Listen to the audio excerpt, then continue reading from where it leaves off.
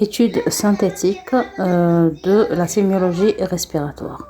L'étude synthétique va comprendre le syndrome pulmonaire, les syndromes les syndromes pleuraux et les syndromes bronchiques, poumons, plèvres et les branches pulmonaires. Donc on va répartir le chapitre de l'étude synthétique, la synthèse avant, qui concerne tout ce qui concerne le poumon, tout ce qui concerne la plèvre et tout ce qui concerne les branches. Comme on a dit toujours que un examen clinique commence toujours par un interrogatoire. On va l'examen clinique proprement dit. On a les examens complémentaires. C'est comme ça qu'on va procéder vers les syndromes. On va commencer par les syndromes pleuraux à la plèvre. Donc il يكون فيهم de l'air ou يقدر يكون فيهم du liquide. Qui compte de l'air, on appelle ça un pneumothorax. Qui compte du liquide, on appelle ça une pleurésie. On va décaler des degrés selon l'éthiopathogynie et selon aussi la radiologie. Est-ce que c'est un pneumothorax ou là une pleurésie qui est minime ou là qui est modérée ou bien qui est importante, ou les signes fonctionnels, les signes physiques qu'on va trouver l'examen clinique et les examens complémentaires vont changer à la le degré ou à la les résultats des examens complémentaires. Le cas le plus difficile ou le cas une quantité très petite, donc ça peut passer inaperçu. La pleurésie de moyenne abondance, les signes fonctionnels c'est la toux, la dyspnée et la douleur. Les signes physiques diminution de l'ampliation thoracique, il n'y a pas une bonne ampliation, dilatation de l'hémithorax et élargissement des espaces intercostaux, donc ils sont élargis. La triade de Trousseau que vous devez connaître par cœur, c'est l'abolition des vibrations vocales. Donc, quand on fait l'auscultation, la matité qui est franche de bois et une abolition du murmure vésiculaire quand on fait aussi l'auscultation. Donc, la matité, donc, elle est limitée, elle a une limite supérieure qui est décrite par une courbe d'un moiseau. La pleurésie de grande abondance, on ne peut pas passer à côté. C'est une toux, dyspnée et douleur qui mal à modérée. Les signes physiques, c'est la triade de Trousseau, donc abolition des vibrations vocales, matité franche, donc de tout l'hémithorax, mais cache une partie barque, et abolition du murmure vésiculaire de tout l'hémithorax. La limite supérieure atteint ou dépasse l'épine de l'omoplate. Donc, on a le repère en arrière et la clavicule en avant. Donc, les deux repères est-ce que donc elle est de grande abondance ou la l'épine de l'omoplate ou la clavicule de l'avant. Voilà, cela concerne la pleurésie de grande abondance. Celle qui est de petite abondance, donc elle peut passer inaperçue. Les signes fonctionnels et physiques sont un peu discrets. Donc l'abondance de l'épanchement sera jugée à la dyspnée, est-ce qu'elle est importante ou non. Donc la présence d'une cyanose, un retentissement respiratoire, la limite supérieure de la matité, qu'on a l'omoplate ou la clavicule, l'existence de signes cardiovasculaires, déplacement du choc de pointe. Donc il y a un déplacement comme le choc de pointe, c'est-à-dire la pointe le cœur, et si on a une tachycardie. Ils vont nous donner donc la différence entre une pleurésie de petite abondance ou là de grande abondance. Pleurésie, on a dit, c'est du liquide au niveau de la plèvre. La pleurésie de petite abondance, donc je te ramène le schéma, vraiment, la radio, vraiment. Les signes fonctionnels, il y a une toux, mais qui n'est pas constante. Les signes physiques, on a une abolition des vibrations vocales, c'est vrai, une submatité de la base, donc vraiment une matité franche, et une diminution du murmure vésiculaire, un souffle pleurétique, frottements pleuraux postérieurs et disparition qui vont disparaître. Les frottements vont disparaître en apnée, non modifiés par la toux. عندنا هذا c'est un signe très important. On a des frottements. غير نقولوا له دير une apnée يروحوا وغير نقولوا له tous ولا حبس la toux. Donc il n'y a pas une modification. Donc la toux ne modifie pas les frottements et l'apnée va les faire disparaître. هذا c'est un signe important. Donc par contre كيما شفتوا في الباقي كاع c'est pas des signes assez présents. Il faut toujours compléter par une ponction pleurale quand on suspecte une pleurésie. Le risque, c'est la douleur, c'est le malaise vagal, c'est le pneumothorax, c'est-à-dire de l'air, c'est l'hémothorax, un vaisseau, la plaie, le foie ou la rate qui les repères et une infection, elle est très rare, donc si on respecte la sepsie, normalement on a une infection. Pour éviter tout ça, on peut la faire sous contrôle échographique si il est de petite abondance. Il faut vérifier l'hémostase par le patient avant. Il faut faire une radio du thorax après la ponction pour voir est-ce qu'il y a eu une complication ou là non. C'est la pleurésie et la ponction pleurale après la pleurésie. Juste après ça, on va passer au pneumothorax, la présence de l'air au niveau de la plèvre. Donc les signes fonctionnels général, c'est la toux, la dyspnée, la douleur qui est déchirante et angoissante. C'est-à-dire que quelqu'un m'a poignardé, qui met le point de côté, le malade. Les signes physiques, diminution de l'ampliation thoracique, c'est-à-dire que l'ampliation elle n'est pas bien. C'est-à-dire le thorax qui m'a d'habitude, dilatation de l'hémithorax et élargissement des espaces intercostaux, le trépied donc le trépied le pneumothorax c'est le trépied de Galliard avec une abolition des vibrations vocales, un tympanisme qui nous la percussion, un tympanisme abolition du murmure vésiculaire, un souffle qui est amorphe. Le souffle amphorique, c'est un souffle qui ressemble au souffle tubaire, c'est-à-dire comme si on a soufflé le tube, amphorique comme si on souffle dans un récipient vide. Donc le souffle amphorique, ou même amphotique, il est expiratoire. On passe à la percussion, donc c'est l'élément clé qui va nous différencier entre l'épanchement liquidien et l'épanchement aérien. Donc, comme c'est quoi l'examen clé qui permet de différencier entre les deux syndromes de pleural, que ce soit liquidien ou aérien, il y a la percussion. Percussion, l'épanchement pleural aérien, il y a un tympanisme, c'est-à-dire comme si حاجة اللي تطبل. Par contre, il y a un épanchement pleural liquidien, il y a une matité, حاجة qui est un peu plus sourde. Voici sur la radiologie, sur le téléthorax de face, qui fait le poumon, le côté gauche quand il est normal, le poumon droit l'icône ratatiné, c'est-à-dire à cause de l'épanchement, et un aspect un pneumothorax. C'est pas très évident au début de reconnaître les épanchements. Mais à force de faire les radios, donc vous allez pouvoir les reconnaître. Une comparaison entre les signes radiologiques de pleurésie et un pneumothorax. Donc là, on va passer l'épanchement mixte. Le pneumothorax, généralement, il peut se compliquer vers un épanchement mixte. La palpation, on a une abolition des vibrations vocales sur toute l'auteur de l'hémithorax parce que c'est mixte. La percussion, on a la matité parce que le maïkoun meltaht et le tympanisme et l'hypersonorité, on a le faux ou bien une limite supérieure qui est horizontale.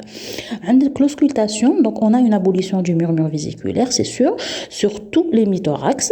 Ou c'est la succion hypocratique. C'est quoi la succion? Donc quand on fait bouger le patient, donc le bruit de clapotement, donc il va changer, comme si donc il va nous donner un bruit de clapotement qui change d'endroit à la qui on fait bouger le patient. La succion hypocratique, c'est une méthode on fait bouger le patient est-ce que ça bouge ou non. Les syndromes pulmonaires de cas, on peut avoir un syndrome de condensation pulmonaire, on peut avoir un syndrome cavitaire et on peut avoir l'emphysème. Concernant le syndrome de condensation, il peut être rétractile ou non rétractile. Le syndrome de condensation pulmonaire non rétractile, c'est la PFLA. C'est une pneumonie. La pneumonie franche lobaire aiguë, c'est une pneumonie. La palpation, on a une augmentation des vibrations vocales. La percussion, on a une matité ou une submatité à limite nette, mais flou qui m'a fait la pleurésie. L'auscultation, on a une abolition du murmure vésiculaire. Présence les râles crépitants et on a un souffle tubaire. La radio, on a présence d'une opacité, donc c'est opaque, homogène, plus ou moins dense, qui est bien limitée. Donc, c'est des critères qui vont vous orienter vers un syndrome de condensation pulmonaire non rétractile. Secondaire à une PFLA, une pneumonie franche lobaire aiguë due au pneumocoque. Donc, c'est la radio ce qu'on va trouver.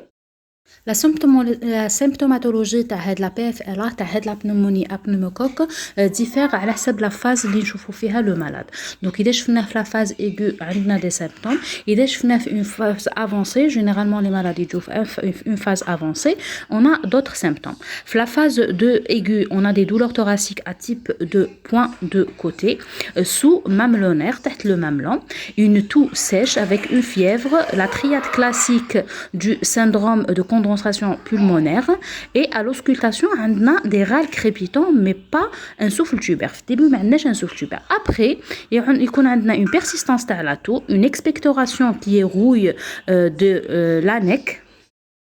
Comme tout à l'heure l'image de l'expectoration rouillée de l'ANEC avec une fièvre qui persiste, apparition d'un souffle tubaire qui refoule les râles crépitants à la périphérie. والحاجة جديدة aussi اللي تبان هي la bronchophonie, comme si نسمعوا la voix تاعنا au niveau des branches. L'expectoration rouillée de l'ANEC et la radiologie qui fait en cas de syndrome de condensation non rétractile secondaire à la PFLA, pneumonie franche lobaire aiguë secondaire au pneumocoque. Donc la radiologie t'as la PFLA, t'as le syndrome de condensation non rétractile. C'est une opacité qui est assez claire à la radiologie. C'est un téléthorax de face avec une opacité et à la phase les شفنا فيها malade, phase de début ou la phase tardive. On confronte la radiologie avec la clinique pour poser le diagnostic et on peut faire aussi d'autres examens complémentaires. Le deuxième cas de figure, le syndrome de condensation pulmonaire non rétractile, il y a l'embolie pulmonaire. L'embolie pulmonaire est suspectée chez un sujet qui a des facteurs de risque thromboemboliques, qui m'a une personne opérée récemment, le postpartum de la femme, le sujet alité, qui a une douleur thoracique qui est brutale à type de pointe de côté, qui est basithoracique, qui met pointe de côté exactement. L'apparition elle est brutale, donc elle est parasternale, parallèle le sternum avec une polypnée et une angoisse. La personne a dit que le pouls il est rapide, élévation de la température. On recherche des signes de thrombose veineuse, donc le corps entier, surtout les membres inférieurs, avec un signe de homens. Donc on fait un examen au niveau, c'est une dorsiflexion vers le pied, on a une douleur au niveau du mollet. Une douleur provoquée par le mollet qui déroule la dorsiflexion vers le pied. Par contre, l'examen clinique pleuropulmonaire, il est tout à fait normal. Qui n'avance chouïa le temps, donc avec l'embolie pulmonaire, un infarctus pulmonaire. Donc le sang maïouchi le poumon. Donc on va avoir un infarctus pulmonaire qui apparaît en deuxième temps, avec persistance de la toux, apparition d'une expectoration, la fièvre elle persiste et les signes physiques, on a le foyer de condensation pulmonaire typique, l'effet des râles crépitants, ou on a fait un souffle tubaire. C'est la deuxième phase l'embolie pulmonaire. L'examen il est tout à fait normal. Par contre, la deuxième phase, on a le syndrome de condensation pulmonaire par infarctus pulmonaire. Donc l'embolie, l'infarctus, ou les signes cliniques.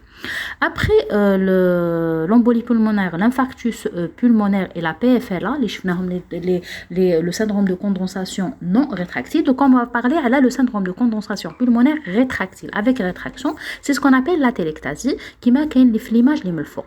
Elles sont souvent d'origine bronchique, donc ce sont les branches liées à une obstruction à une branche de gros calibre. Le parenchyme sous-jacent qui n'est pas aéré, est le siège d'une rétraction. Je crois comme si c'est une atelectasie avec réduction du volume du parenchyme pulmonaire dans le territoire atteint. Avec l'endroit, il compte le poumon narxphère. Selon la topographie, on parle d'atelectasie segmentaire, soit juste un segment, ou la lobaire, tout un lobe, ou là tout un poumon. À la localisation l'atelectasie, ou là la branche qui est atteinte. Le tableau clinique et radiologique change à la partie qui est atteinte. On va prendre un exemple de la télectasie lobaire. Les vibrations vocales sont normales, qui peuvent augmenter ou la diminuer. La percussion a une matité qui est franche. L'auscultation, abolition du murmure vésiculaire.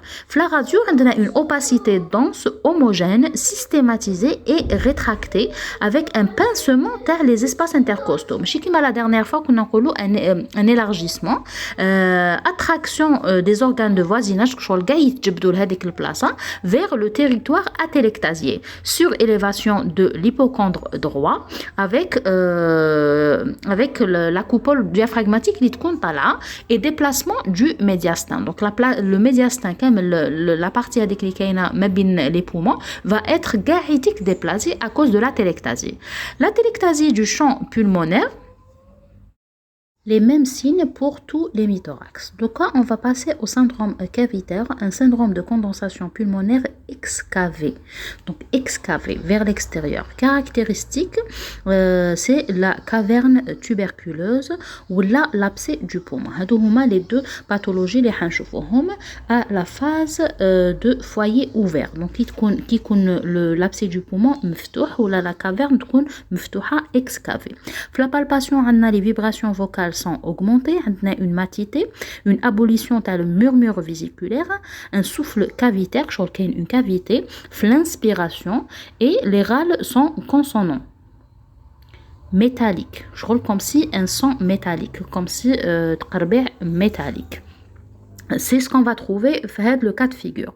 L'emphysème, c'est une dilatation anormale des cavités aériennes distales, au-delà des bronchioles terminales avec lésions destructrices. Ça veut dire qu'il y a une destruction. Mais chez une dilatation des alvéoles, il réalise un syndrome de distension alvéolaire. Une modification morphologique du thorax qui réalise un thorax en tonneau, qui m'a l'image, diminution de l'ampliation thoracique avec un indice de Hertz, le tirage intercostal et sus-sternal. On a un tirage comme si il en sus-sternal et fouq le sternum et entre les côtes qui sont donc on a comme si avec la partie elle est trop enfoncée. La diminution de l'ampliation thoracique bien sûr. La palpation, on a une diminution des vibrations vocales au niveau des deux hémithorax parce que c'est généralisé. Diminution, tu as le choc de pointe, tu as le cœur. Une hypersonorité des deux hémithorax parce que c'est de l'air les qui fait. Diminution du murmure vésiculaire au niveau des deux hémithorax.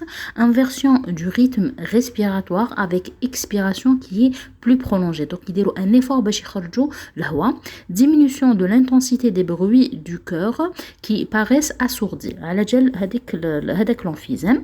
عندك في la radio élargissement des espaces intercostaux يتجبدوا, une horizontalisation entre les côtes et une hyperclarté du parenchyme pulmonaire comme si fait une hyperclarté كامل fait.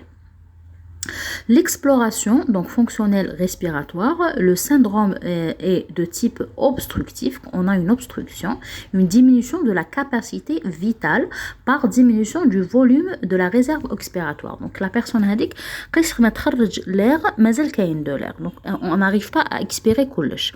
Une diminution importante du VEMS et une diminution de l'indice de Tifno, l'exploration, et la gazométrie, on a une hypoxie, une diminution de la saturation et une hypercapnie. le CO2 يزيد, l'oxygène ينقص et la saturation تنقص. Le VEMS, c'est quoi? C'est le volume expiratoire maximal par seconde. Donc, كيفاش نقيسوه par un appareil اسمه le spiromètre. Donc, وبه يعطينا هذاك le rapport de Tifno. Donc, on va calculer les normes تاعو 0,75. On va passer maintenant au syndrome bronchique. La crise d'asthme, les bronchites chroniques et les dilatations bronchiques. La crise d'asthme, c'est une bronchoconstruction soudaine mais transitoire. Elle ne va pas persister, alhamdoulilah. La crise d'asthme réalise une crise de dyspnée, c'est-à-dire paroxystique, juste par des phases, survenant au repos, mais à l'effort, qui évolue en deux phases. Donc la crise d'asthme, juste en deux phases, une dyspnée qui est paroxystique, au repos, ça n'a rien à voir avec l'effort, ça n'a rien à voir avec l'appareil cardiovasculaire, c'est une constriction les branches qui vont diminuer l'arrivée d'air, donc c'est des malades qui sont assoiffés d'air. La phase sèche, on a les deux phases, la première phase, la phase sèche, début brutal, le plus souvent nocturne, il s'agit d'une bradypnée, donc la fréquence expiratoire, avec arthropnée, c'est-à-dire c'est par rapport orthopnée pardon, c'est par rapport à la position le décubitus. La fréquence respiratoire est diminuée, l'inspiration est brève, l'expiration est difficile, prolongée, volontaire et bruyante. Le malade ne peut supporter la position de décubitus. Diminution de l'ampliation thoracique, thorax qui est distendu, il est bloqué en inspiration forcée. Et horizontalisation t'as les côtes. On a une hypersonorité phlémithorax, une inversion les deux hémithorax, une inversion du rythme respiratoire, inspiration-expiration. L'expiration devient plus longue que l'inspiration, une diminution du murmure vésiculaire et la présence de râles sibilants qui réalise un sifflement expiratoire. Avec la personne راهي تصفر. Donc, la phase catarrhale, donc catarrhale, c'est après la phase sèche. Donc, au bout de 2 à 3 heures on va avoir une toux qui est productive. On va avoir l'apparition de les râles ronflants, ils te battent les râles. Donc, après la crise, donc dans le lendemain, par exemple, ou là, l'auscultation des râles sibilants qui permettent de poser le diagnostic d'asthme, sinon, si on n'a pas assisté à la crise. Donc, c'est une crise d'asthme, il y a les sibilants, ils reviennent dans 2-3 heures. Non, on va après, le téléthorax, il va montrer un élargissement des espaces intercostaux avec horizontalisation vers les côtes et hyperclarté du parenchyme pulmonaire. L'exploration fonctionnelle respiratoire va permettre de poser le diagnostic d'asthme en dehors de la crise bien sûr. Le VEMS est moins de 0,75 pardon, à cause de l'acétylcholine. L'acétylcholine, elle est spasmogène, je crois des spasmes. La bronchite chronique, c'est une toux productive, chronique ou récidivante observée pendant au moins 3 mois. Chronique, non forcément consécutif dans l'année, donc il 3 mois et pendant au moins 2 années, bronchite chronique. C'est une hypersécrétion muqueuse au niveau des branches, souvent compliquée d'infection, d'où l'expectoration mucopurulente abondante, à type de bronchorée, souvent retrouvée de façon successive. Donc tout le temps, il y a des expectorations. Elle sera donc reconnue essentiellement sur les signes fonctionnels, une toux productive, expectoration avec une muqueuse, une expectoration type muqueuse ou la mucopurulente, il y a une surinfection, souvent abondante à type de bronchorée. Le bronchorée, ça veut dire elle est aqueuse, donc c'est comme de l'eau, c'est le mucus lui-même en hyperproduction. Quand elle se surinfecte ou les purulente, l'examen clinique il est pauvre, il peut mettre en évidence des râles bronchiques, surtout à type de râle ronflant au moment des poussées infectieuses qui تكون عندنا une infection généralement كي يكون عندنا حاجة راكدة هكذا الماء ولا du mucus ولا زايد ويقعد في un endroit, il va se surinfecter généralement. Donc نقولوا chronique إذا كان dépassé 3 épisodes 3 mois consécutifs sur 2 ans. Donc, sur 2 ans, on c'est une bronchite chronique. Les dilatations des bronches, comme une dilatation permanente du calibre de plusieurs branches de moyen calibre. Donc, les branches de moyen calibre, ils sont dilatées. La toux elle est quotidienne et matinale surtout. Une bronchorée qui donc mucopurulente abondante et une bronchographie lipodolée qui pose le diagnostic.